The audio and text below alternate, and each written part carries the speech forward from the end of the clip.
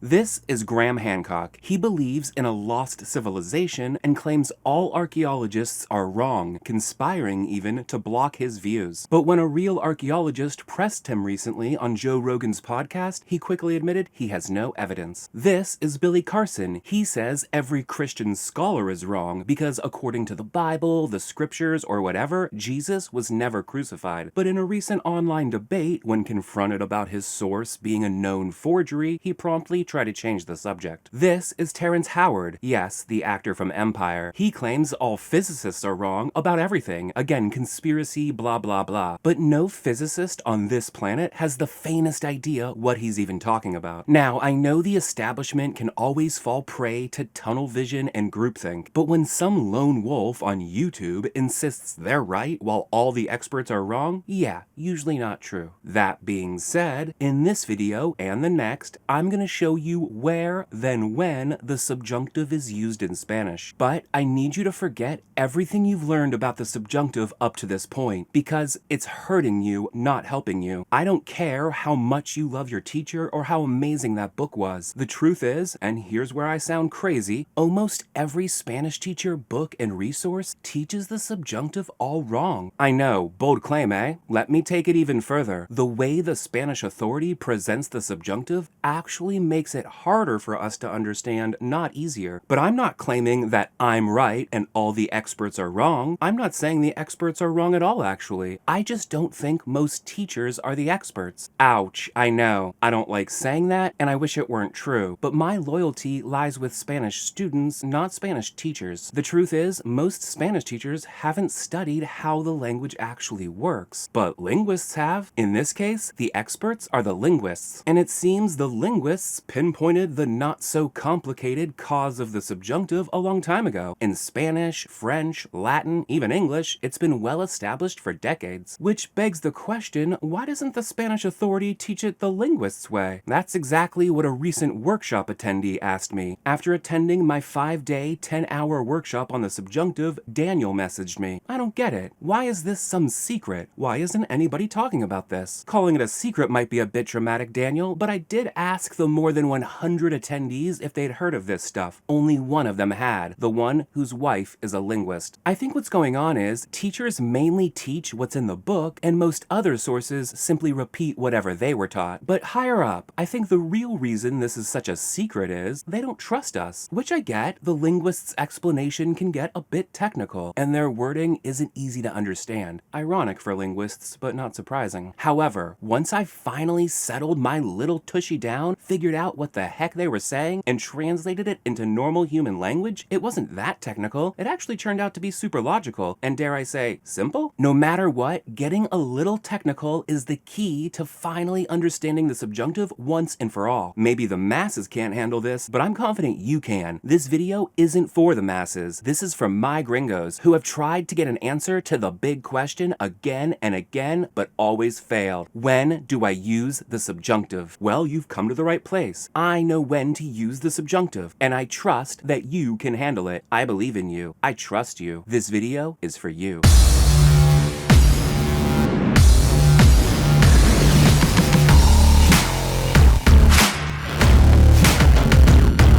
Hola, soy Jordan, and this is a Spanish Quickie. Fast, easy Spanish lessons from somebody who speaks your language. This is the #1 most requested video ever, and with good reason. Most explanations of the subjunctive out there just don't work. We listen to their explanations, we go through them over and over, but when we see how the subjunctive is used in real life, and not used, we still end up confused and frustrated. Why is that? Many reasons. Chief among them, they never really give us a holistic, big picture explanation of what's going on. Instead, they almost always dive straight into weirdo, that goofy acronym. Believe it or not, many subjunctive lessons stop right there. And when they do go beyond weirdo, most of the time, it's in an ad hoc manner. They explain why the subjunctive is used example by example. If this, then subjunctive. If that, then no subjunctive. But if this and that, yes subjunctive. Unless it's a question, or has no in front of it. I call those contextual if-then statements. They might be true, but only only in that one context. And because of their avoidance to explain the true core cause of the subjunctive, the need for these contextual if-then statements never ends. And as you've probably discovered by now, keeping track of every single rule and the specific context that makes it true quickly becomes overwhelming. In my experience, we don't manage to do it. We often remember the rule, but not the context that makes it true, especially when the context is only mentioned once and never again. Before you know it, we're misapplying those rules and thus feeling confused and frustrated, telling ourselves, I guess I'm just not ready for the subjunctive. That was me for the longest time, and I call BS. The sad part is, these endless, ad hoc, contextual if-then statements might actually be the #1 reason the subjunctive is so hard, all because they don't trust us to get a little technical.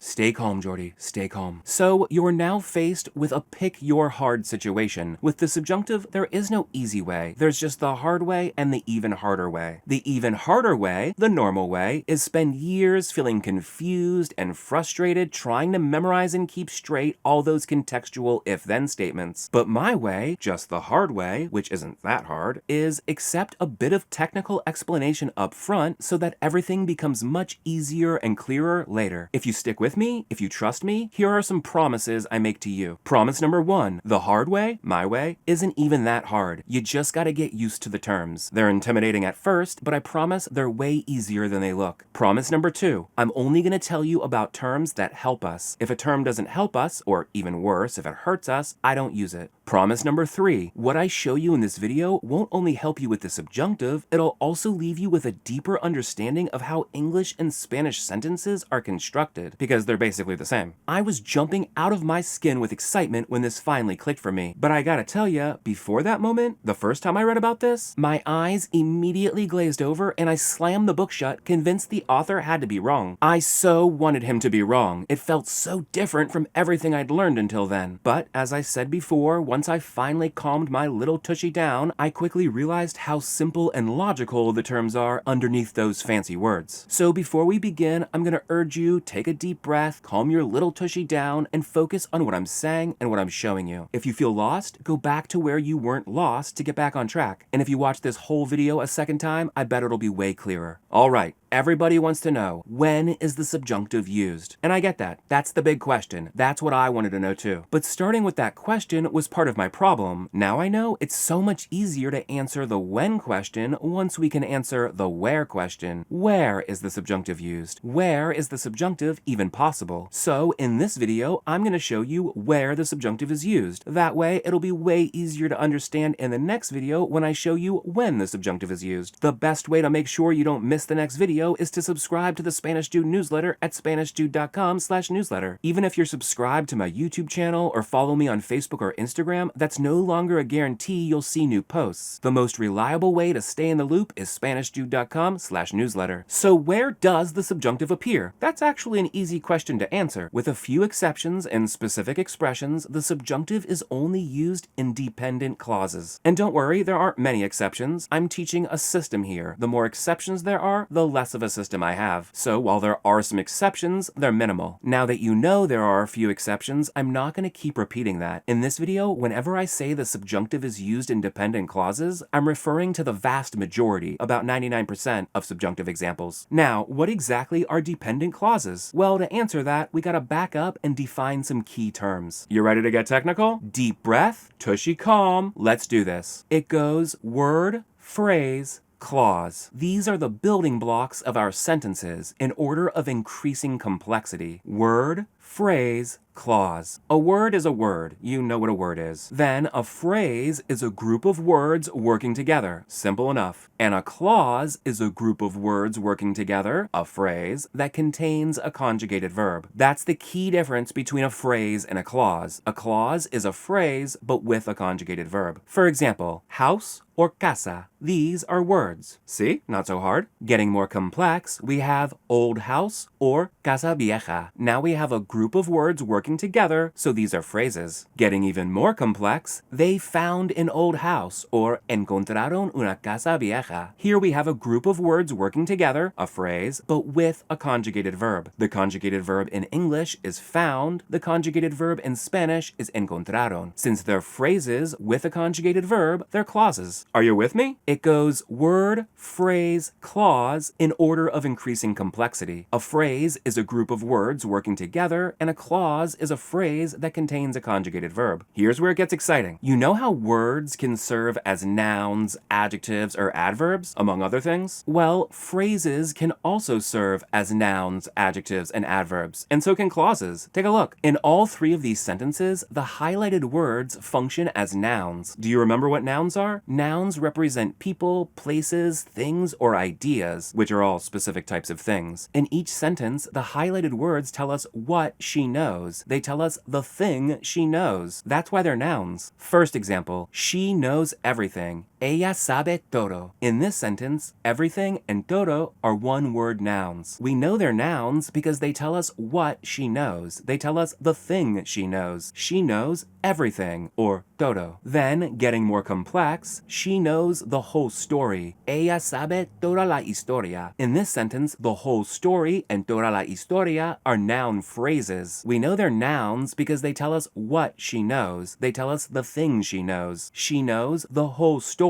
or toda la historia. And we know they're phrases because they're words working together, but there's no conjugated verb. They're nouns, they're phrases, they're noun phrases. Then, getting even more complex, she knows that he is telling the truth. Ella sabe que él está diciendo la verdad. In this sentence, that he is telling the truth and que él está diciendo la verdad are noun clauses. We know they're nouns because they tell us what she knows. They tell us the thing she knows. She knows that he is telling the truth, or que él está diciendo la verdad. And we know they're clauses because they're words working together and there is a conjugated verb. In English, the conjugated verb is. In Spanish, the conjugated verb is está. They're nouns, they're clauses, they're noun clauses. See what's going on? In the first sentence, a single word serves as a noun. In the second sentence, a phrase serves as a noun phrase, no conjugated verb. And in the third sentence, a clause serves as a noun clause, with a conjugated verb. Words can serve as nouns, phrases can serve as nouns, noun phrases, and clauses can serve as nouns, noun clauses. Pretty cool, right? This stuff always seems so technical to me, but it's really quite simple. It works the same with adjectives. In all three of these sentences, the highlighted words function as adjectives. Adjectives, remember, tell us more about a noun. In each sentence, the highlighted words tell us more about the noun, house, or casa. That's why they're adjectives. First example, they found an old house. Encontraron una casa vieja. In this sentence, old and vieja are one-word adjectives. We know they're adjectives because they tell us more about the noun, house, or casa. It's an old house. It's a casa vieja. Then, getting more complex, they found a house with broken windows. Encontraron una casa con ventanas rotas. In this sentence, with broken windows and con ventanas rotas are adjective phrases. We know they're adjectives because they tell us more about the noun, house, or casa. It's a house with broken windows. It's a casa con ventanas rotas. And we know they're phrases because they're words working together, but there's no conjugated verb. They're adjectives, they're phrases, they're adjective phrases. Then, getting even more complex, they found a house that has broken windows. Encontraron una casa que tiene ventanas rotas. In this sentence, that has broken windows and que tiene ventanas rotas are adjective clauses. We know they're adjectives because they tell us more about the noun, house, or casa. It's a house that has broken windows. It's a casa que tiene ventanas rotas. And we know they're clauses because they're words working together and there is a conjugated verb. In English, the conjugated verb is has. In Spanish, the conjugated verb is tiene. They're adjectives, they're clauses, they're adjective clauses. So, in the first sentence, a single word serves as an adjective. In the second sentence, a phrase serves as an adjective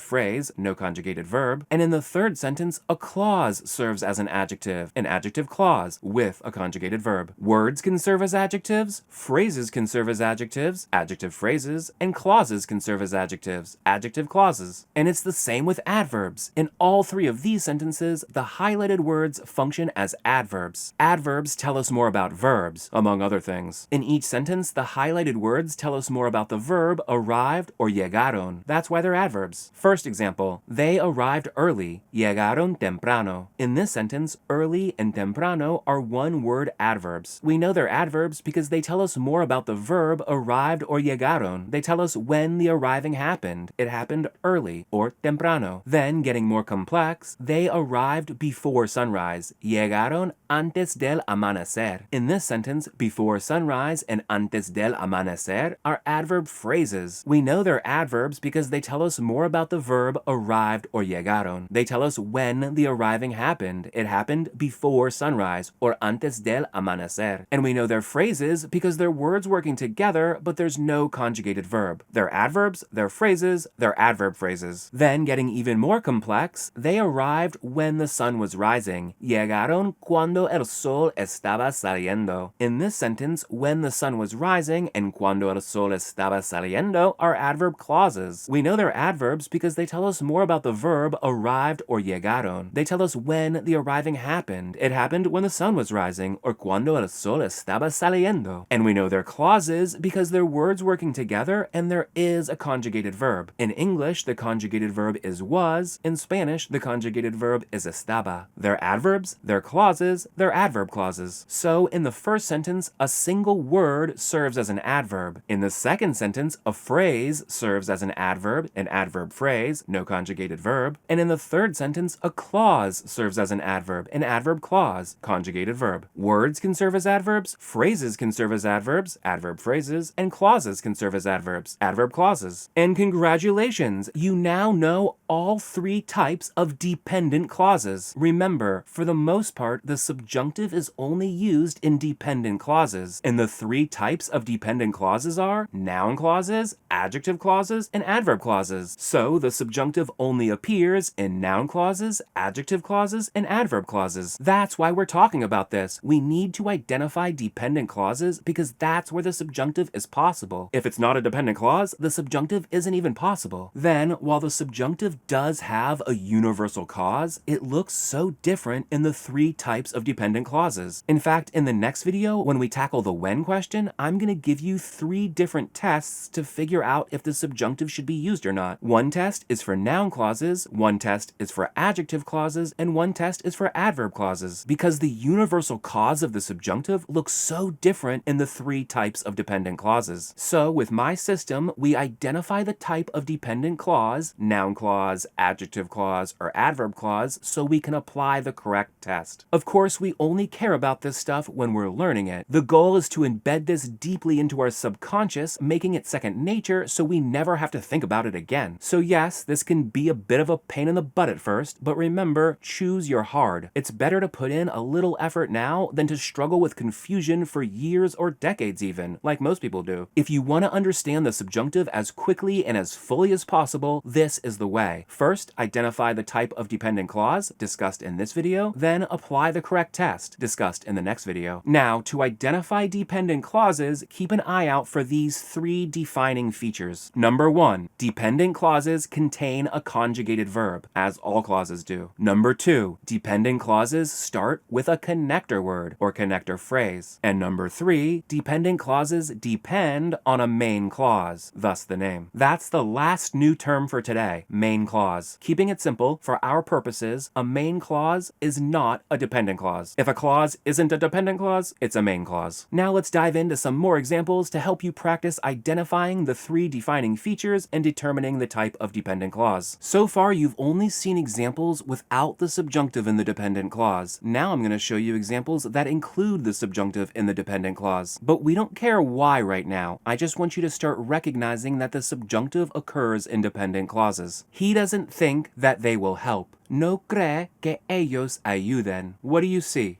I see noun clauses. That they will help and que ellos ayuden are noun clauses. We know they're dependent clauses because 1, they contain a conjugated verb, will help or ayuden. 2, they start with a connector word, that or que. And 3, they depend on the main clause. That they will help and que ellos ayuden don't make sense on their own. And we know they're nouns because they tell us what he doesn't think. They tell us the thing he doesn't think. He doesn't think that they will help or que ellos ayuden. They're nouns, they're clauses, they're noun clauses. Next example. I'm looking for a book that has pictures. Busco un libro que tenga dibujos. What do you see?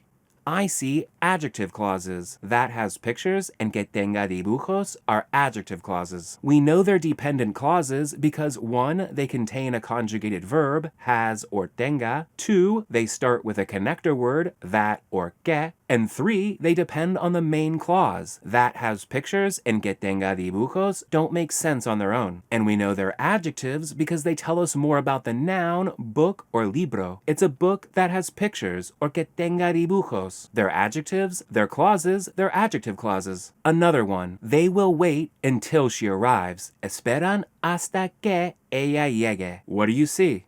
I see adverb clauses. Until she arrives and hasta que ella llegue are adverb clauses. We know they're dependent clauses because 1, they contain a conjugated verb, arrives or llegue. 2, they start with a connector word and connector phrase, until or hasta que. And 3, they depend on the main clause. Until she arrives and hasta que ella llegue don't make sense on their own. They're adverbs, they're clauses, they're adverb clauses. Pretty easy, right? Of course, it does get trickier than this. These examples are simple by design to make things crystal clear in this short video. I don't have time in these videos to show you everything from my live workshop and premium course. If you want the whole scoop on my system though, including the tricky stuff, head on over to SpanishDude.com/subjunctive. There's also a free bonus video waiting for you at that same link. Realizing you have a dependent clause is pretty straightforward, but figuring out which type of dependent clause it is can be challenging. That's why I made this bonus video, to show you 2 quick tricks I use when I'm confused about the type of dependent clause. This bonus video includes fresh examples too, to give you more exposure and practice, which is what you need if you're going to ingrain this into your subconscious. Get the free bonus video at SpanishDude.com/subjunctive. That link is also below or in the description. But we're not done here. One of the most common questions from my workshop attendees is, does the connector word tell us what type of dependent clause it is? The answer is no. Here are 3 examples, all with dependent clauses and all with the same connector word, when or cuando. In the first example, though, the dependent clauses are noun clauses. In the second example, the dependent clauses are adjective clauses. And in the third example, the dependent clauses are adverb clauses. But they all have the same connector word, when or cuando. So no, the connector word doesn't tell us the type of the dependent clause. The only way we can know for sure the type of dependent clause is from the role it's serving in the sentence. If it represents a person, place, thing, or idea, it's a noun clause. If it tells us more about a noun, it's an adjective clause. And if it tells us more about a verb, it's an adverb clause. And you should probably know connector words aren't really called connector words, but their official names, relative adjective, relative pronoun, conjunction, etc., are confusing and don't add any value. It's just unnecessary jargon to remember and keep straight without any benefit. I keep things simple with connector word or connector phrase. This approach applies to everything in this video. All the definitions are my definitions, carefully worded to match reality and to make this understandable to our English-speaking minds. Like, I don't think connector words are officially part of the dependent clause. I include them as part of the dependent clause because it makes things clearer and easier with zero effect on anything else, so who cares? Also, while we're talking about nomenclature, noun clauses are sometimes called nominal clauses. Adjective clauses are sometimes called relative clauses, and adverb clauses are sometimes called adverbial clauses or adverbial expressions. I prefer the simpler terms, noun clauses, adjective clauses, and adverb clauses. This way there's less to remember since we already know what nouns, adjectives, and adverbs are. It keeps things simple and clear. Okay, one more thing, and this is pretty big. One of the most confusing parts of all this is, in English, we often omit the connector word that, while in Spanish, they almost never omit their connector words. For example, in English, we can say, we know that you enjoyed the party, or we can say, we know you enjoyed the party, without that. But in Spanish, they almost never do that. In Spanish, no matter what, this would be sabemos que disfrutaste la fiesta. This can really confuse us because it creates a mismatch. When we see the English and Spanish together, it seems like que means nothing. But no, que doesn't mean nothing, and if it ever seems like it does, add that to the English. If it still makes sense, this is what's going on. The speaker or writer omitted that in English, which they don't really do in Spanish. Remember to grab your free bonus video at SpanishDude.com/subjunctive. And if you enjoyed this video, you'll love my live workshop and premium course. They're slower paced, more methodical, and many of my testimonials mention how fun my lessons are. I love that. I guess grammar really can be fun. Get all the details at that same link, SpanishDude.com/subjunctive. That link is also below or in the description. And if you don't want to miss the next video, make sure you're signed up to the Spanish Dude newsletter at SpanishDude.com/newsletter. I'm not sure how you found me, but without subscribing to the newsletter, there's a good chance you'll never see me again. And don't worry, I'm not a spammy scumbag. I do sell things periodically, like my live subjunctive workshop and course, but my emails are mostly fun, Spanish learning stories and lessons. When you share your email address, you're trusting me, and I take that seriously. Workshop attendees, if you're feeling it, please leave a comment sharing your experience with the workshop and how it helped you after. I'd love to hear your stories. I'll see you real soon for the next video, the third and final installment in this series. We'll tackle the big question: when is the subjunctive used in Spanish? Thanks for making it to the end. Thanks for trusting me. You seriously have no idea how much that means to this high school Spanish failure. Hasta luego. Adios, amigo.